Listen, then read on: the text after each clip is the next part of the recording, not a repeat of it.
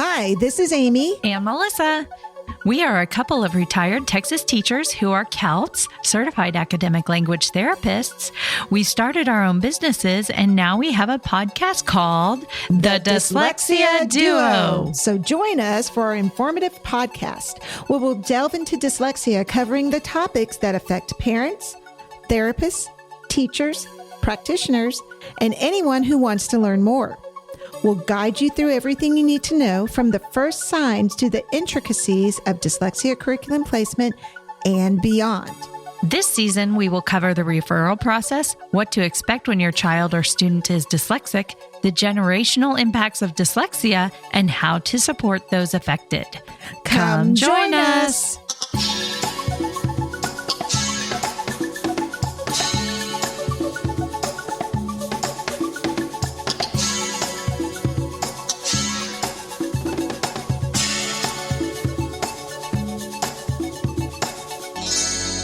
Welcome back to part 2 of the Dyslexia Duo podcast with the fabulous Dr. Kelli Sandman-Hurley. So why did you decide to become an advocate? It was because of the families that we were providing tutoring for started coming in with questions about IEP meetings they were going to. And then I listened to one of my clients' IEP meetings, and I couldn't believe what they were saying to her about reading. It just kind of struck me as, this is something I can help with. And, I'm a fairly outspoken person, and I can't stand injustice. I try to rescue dogs when I can. There's just something in me that wanted to help. When I heard what they were saying to her, I was infuriated. And then they were kind of telling her, well, if you just read to him more and things like that. It was the very first one I ever listened to. And I didn't really know what I was doing, but I was like, that's just something that's just not right. And so then I just went and started getting a lot of other training, and then it just snowballed from there. And I couldn't believe how much injustice was out there. You think about the adults I worked with. So I already knew what it does to somebody who doesn't get an assessment, doesn't get the instruction, doesn't have the advocate or the parents. They end up at the adult literacy program with horrifying stories. If there isn't somebody there to advocate for them, their trajectory isn't as good as if there is someone there advocating for them. So I just wanted to be there to try to help. So you've read the reports about the people that are in prison. So, yeah. And I think some big reports came out of the Texas prisons, and I cannot remember the percentage, but it was like huge. Yeah.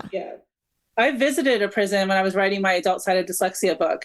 And I remember I asked them all the same questions, but these two inmates, I asked them to write something for me first, and they were almost completely illiterate, and which is it's unusual. And then I asked, do you think dyslexia is a gift? Because I just wanted to ask all of them the same question. And he looked at me, he looked around the prison, and then he goes, really? That's why I'm here. It's absolutely not a gift. And so, that's why I do what I do, because he was a good person who signed something that he shouldn't have signed, because, at least that's the story I was told, because he couldn't read it. And so, that's why he's there. And now, he's got 2 young kids and a wife, and he's in prison for some kind of theft for a while. It was really interesting. That was a fascinating experience. Really? Wow. There, they cry. It's emotional. It's a lifelong emotional turmoil. So I find it interesting that, you talked about your passion is the adults. And I feel like for me, my passion is the kids, but I've never worked with adults, so I don't feel like it's a very fair judgment. But I am very passionate about helping the young kids, because I want to prevent them from getting to that point in life where they feel frustrated and they feel like that is their only option, is to live a life of crime or poverty or any other thing that, they should not have to live. But I guess that leads me to, how do you identify adults that actually need intervention? Like, what would you do? For adults, it's really difficult because there aren't a lot of resources out there for them. To get assessed as an adult is going to cost, you have to go to a private assessor, you have to go to a private psychologist.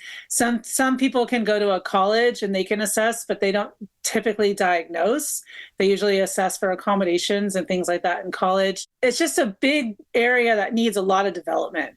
So in order to assess them, they have to go, like I said, somewhere private. They also have to come to terms with the fact that they need to be assessed, which is not something they usually do till they hit like 35 or 40. In the adult literacy program, we didn't have a lot of people in their 20s. They usually waited till they had kids and then like, oh, I can't read to my kid. So here I am now, I need help, which was really interesting. I taught developmental reading at a couple of community colleges here. And there are a lot of kids in there that I could tell had dyslexia, but there weren't any resources for them. So I don't really have a good answer for that. I'm just kind of talking around it because there really isn't anything out there for them. There are a couple of organizations. There's Pro Literacy, and there's the Commission on Adult Basic Education, COABE. They have big national conferences, and but I don't know, if there are services for assessment that for them. It's a really, like I said, big black hole. So that's an area for improvement, essentially. A huge area for improvement. It's just, a lot of adults can't afford what kids with parents can afford. I know that most kids with parents can't afford it either, but they seem to find a way. When you're an adult and you have to find your own way, it's a little bit harder. It's just so expensive. I'm not sure how to tackle it, quite honestly. They feel very isolated and they don't feel like other adults have the same problem. So, we really do need a network of adults who can talk to each other, maybe have Zoom meetings, maybe have, annual conferences where they can talk to each other and they can make sure that they don't feel so isolated and ashamed instead of just kind of hiding it constantly. Sounds like that's your next project, Dr. Kelli. I've thought about it, but I don't think I should be the one to do it. I think an adult with dyslexia should do it. Yeah, that's probably a good motivating piece for sure. One of the things I had read also about adults with dyslexia is that they're also kind of ready. They're tired. They're tired of not being successful with their academics. They're ready to find out what's going on. Whereas, when you're young, your parents are making you go through the assessments and through the remediation. When you're in secondary, man, that's a whole different ballgame because, they've built that wall because they've had so many years of not being successful in school that they're they're very hesitant to do an assessment, to get the remediation. But when you get to be an adult, you're kind of ready to find out, give it a name. Yeah. It answers a lot of questions. Like I said, they carry a lot of shame. They feel stupid and, they don't understand why they couldn't get it. Everybody else could. So it just provides them answers, answers they've been looking for. Yeah. And do the services differ very much for adults versus young children? Yeah. Somebody who is from that world, I don't want to speak badly or poorly of it, but it needs a lot of help. So in the world that I was in, it's volunteers provide tutoring for students and it's all free. So my job was to train volunteers, but, I had 12 to 15 hours to train people who had most of which had zero background in education. So I always said, it's the least trained teaching the hardest to teach. That's what we're doing in adult literacy. And I'm like, so I don't know how to change it because there's not a lot of money in adult literacy at all. So that's a factor too. But it's just what they're getting is not what they should be getting. They should be getting the same thing our kids are getting when they get appropriate services. They should be getting the same level of services, but they just aren't because we just haven't figured it out yet. So kind of going back to students, maybe even younger kids and identification, giving it a name as young as, first grade. Maybe you've got a child that's being identified in first grade. Do you feel like the parents should tell their child, yes, you have dyslexia, this is what it is? Or I'm going to give a story because I have a story for everything because I've done this for eons.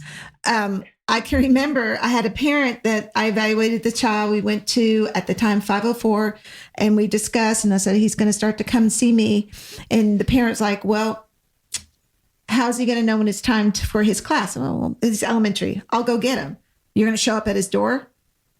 Yeah. Do all the kids know who you are? Yeah. I'm like, okay. I said, and we talk about dyslexia. So he's going to feel, it's going to be good to put a name to it. I could not tell that child while he was there, what he was there for. I could not say the word dyslexia in that particular group. And the teacher would send him on his own to my room and back to the classroom after that. So I felt like my hands were tied in some aspects as to giving it a name and empowering that child as to what was going on. What are your opinions and thoughts on all of that? I think as a parent, my child doesn't have dyslexia, but as a parent, I would want to be able to have that choice to make that decision myself. So I kind of hesitate to tell parents what they should do in that situation. I think I'll leave it up to the parent. So I would have just left it up to that parent. But if they're older, I might fight a little harder to try to get them to tell them. But that kid knows they're struggling. They know, they know something's going on. But I'm reluctant to tell a parent how they should parent, then that way. Like, a lot of people ask me, what school should I send them to? I'm like, I'm not going to tell you that. That is, that to be something that you decide. Or should I pull them out and homeschool them? I'm like, I'm not. That's your decision. I don't, there are so many variables around why that parent didn't want you to say that. Like, I would, there's so many reasons, so I would just, I don't know. I know I'm not giving you a good answer, because I just think it's like such a case by case basis. And then I don't want to, if a parent has like some personal or cultural reason for not wanting to do that, I want to, I guess, just respect that. I will say, after that student, anytime I went to an identification art or a 504 or anything like that, I'm going to say, I did say, can I say the word dyslexia? And some of them would like, well, why not? I'd rather you tell them what it is than I told them what it is. And very few after that said, no, don't say it, so. Yeah, definitely case by case. There's just so many different reasons that they would want that. Yeah. I have had very few instances where there's been a lack of progress in the structured literacy intervention. But there are those times where the child just doesn't progress as expected. What are your thoughts on that? How would we remediate? What are the little tweaks that we could do along the way to help that child? That's a tough question, because I would need so much more information to find out why they weren't making progress. But I think the first thing we would do is not call them a non-responder. That makes it their fault again, too. That's just a side note. I'm really not sure. I would really have to go find out. I would have to look deeply into what we were doing, what they weren't responding to. Maybe, depending on the age of the student, asking them why, what is working for them, what isn't. I think that's where I would start, but that's a tough one, just because I would need so much more information. Right. Okay. And I respect that. And I sometimes I've had kids that have had multiple identifications. They might have a vision tracking disorder. They might have speech deficits, things of that nature. And part of me wonders if that's just the integration, because I've been studying through Dr. Lacker, I believe is his name. He talks about auditory integration, and I have been fascinated with his approach and how he identified some of these deficits and how they all integrate together in the brain. And so it made me wonder if that was maybe a part of maybe a lack of progress. Sometimes when the kids gets older too, every once in a while I've had a kid who's just over it and not, they're just over it. They've had so much tutoring, they've had so many interventions, and they're just not even participating. So you have to look at that too, especially, when they hit middle school and high school, if they're just not, involved anymore. We'll be right back after a word from our sponsors. Hi, this is Melissa with Kids First Dyslexia Services. I am excited to share with you my private practice. Kids First Dyslexia Services is a private practice that specializes in dyslexia therapy. Each one-on-one session focuses on instruction specific to your child's needs in a nurturing environment that develops self-esteem, builds confidence, and fosters a sense of accomplishment, resulting in happier kids with higher levels of achievement. We provide a professional, personalized experience, always putting the child first. We value the relationships with both our students and parents, because strengthening skills and overcoming hurdles to achieve desired goals and success is a team effort. For more information, please visit kidsfirstdyslexia.com. That is kidsfirstdyslexia.com. Hi there. This is Amy Rodenroth, owner of Discovery Dyslexia Services. So Tell me if any of these situations are familiar to you. Your dyslexia teacher / therapist has suddenly retired unexpectedly, and you do not have the personnel to fill the space, or you do not have enough trained teachers or therapists for the number of students who have qualified for dyslexia services, and you need a trained teacher or therapist quickly, like yesterday, quickly. Or you need a teacher to provide compensatory services, and you do not have anyone that can provide what's needed. Well, what do? I'm going to tell you what you can do. You can call Discovery Dyslexia Services. Discovery Dyslexia Services can help you with your various dyslexia concerns. We have multiple CALTs who can provide virtual small group therapy. We can also train your teachers in most dyslexia curricula, either virtually or on site. Just let us know how we can help support you. For more information, go to our website at www.discovered.com. Let me spell that for you. DYSCOVEREAD.com. And I know it's a funny name, but we're providing huge services for our dyslexic population. So keep in mind, Discovery Dyslexia Services, covering all your dyslexia needs. Let's return to the show. Recently, I saw a debate regarding audiobooks and how audiobooks don't help children learn to read. They help them learn to listen. What are your thoughts on this debate? I mean, okay, I don't think audiobooks teach someone to learn to read at the structural level. But audiobooks, like I said earlier, are giving them vocabulary, comprehension, text structure. They're learning all of that while they're listening. So those are also extremely important parts of structured literacy. So am I missing, what was their point? Well, why did they think it was not good? I saw something, but it was years ago, and it was another person that I know saying, no, it's not real reading. They're just listening. And I think she wants them to go through the decoding and the fluency and read aloud and all that. Background knowledge. So it is reading, because once you get to the reading, you have to have all of that information. So it's just, no, that's silly. Because if they're not accessing information through actually reading text, then we are limiting what they're actually learning for what they need when they get to that point where they can read it. You know what I mean? So we can be working on all the structural stuff, but there's all this comprehension, syntax, text structure, background knowledge, fluent, all that they need as well. So that's what audiobooks are doing for them, as well as teachers reading to them and their parents reading to them and all of that. And, and I always harken back. I can't help but think of the reading rope all the time. Yes. It's not just the phonics and decoding and all of that. It's not the manual labor, but you've got to build. And I used to say, if I could take students on field trips, I would do it all the time to build in some of that background knowledge that they need for that text to text, text to self, text to world understanding. Mm-hmm. That's why I have zero. I never have any shame or guilt for taking my son out to go travel. He misses, some school because I take him on trips, and he learns a lot of these things on trips. So, it's all part of it.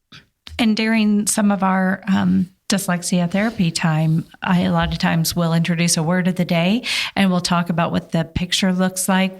It's like a picture book. I don't know if you've heard of Mrs. Wordsmith, but they have like a picture of the word of the day, and it's like a cute drawing, and it tries to resemble what the definition is.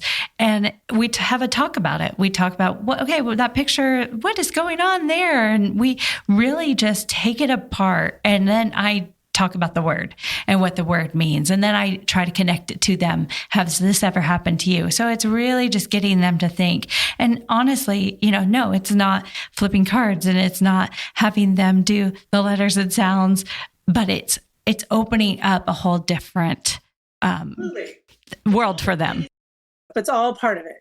And that's a lot of the people say structural literacy is just phonics. I'm like 100% untrue. I don't know why you're saying that. We have a whole month in our certificate program that's just about reading, fluency, vocabulary, and writing. And their lesson plan has a whole section on it. So it's just, it has to happen all together. So besides your own books, which are great, and I've got all three of them, just the third one is sitting on my counter at home. I forgot to bring it in with me this morning. But besides your own books, what books would you recommend about dyslexia or the struggling reader to parents, to teachers? What do you think? So my favorite book right now about the structure of language is Beneath the Surface of Words by Sue Hegman. So she's my friend. So I love her. They did a book study. Alta Group, Rocky Mountains, I think, did a book study on her book. Yeah. I hope it just goes wild because it's amazing. Obviously for parents, Overcoming Dyslexia is a good place to start. The second edition. For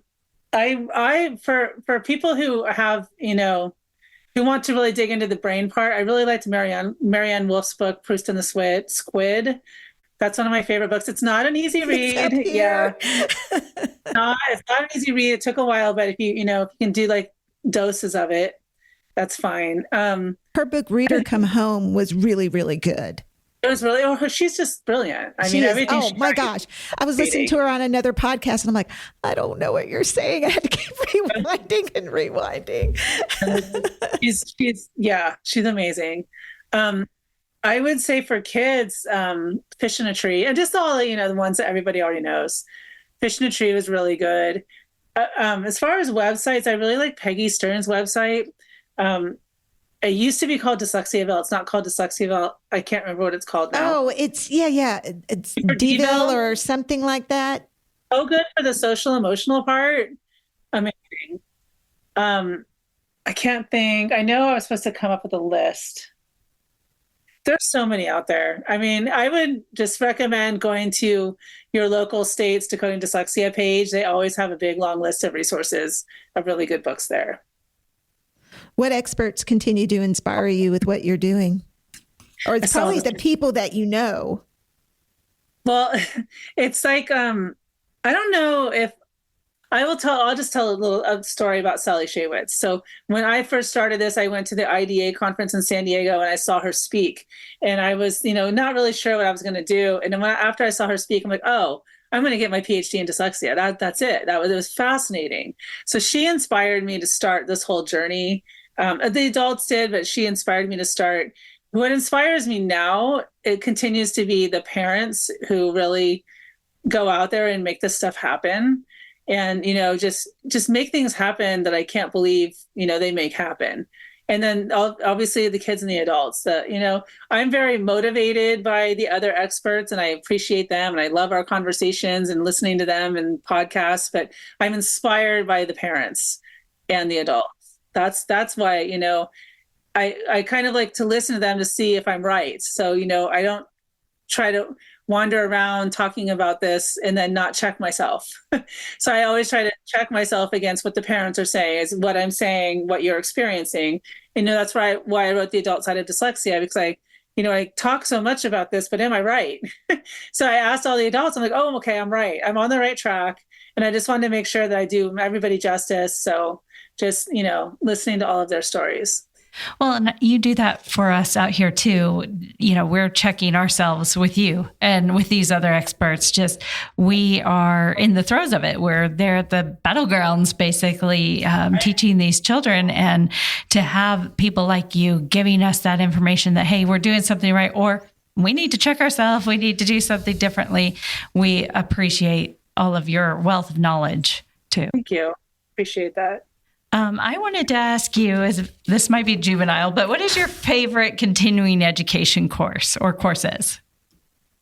Why is that juvenile? That's not juvenile. I just think she's got all this knowledge. Like, I sit there and I'm like with all the people. She's the one presenting all the stuff, Besides my own. I was going to say besides your own.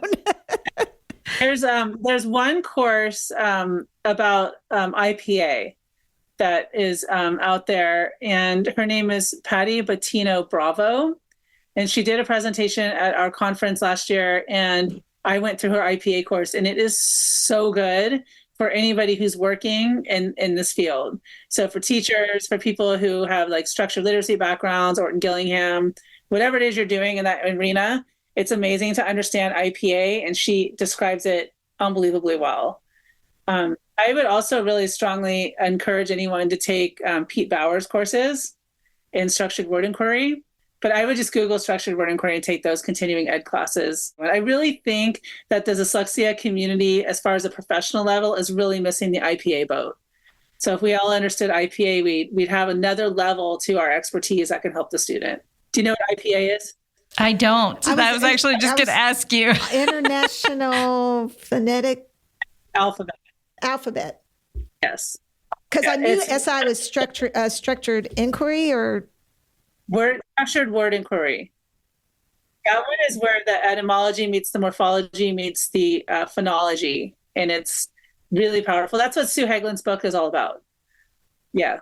Okay, I went to a continuing education course for morphology years ago, and I took so many notes. My hand was so tired, and I enjoyed it so much. Morphology is where it's at. It's where it's at, but it can't just be morphology. It has to be all of it, the morphology and the phonology all together. And we can't wait. We shouldn't be waiting to teach it.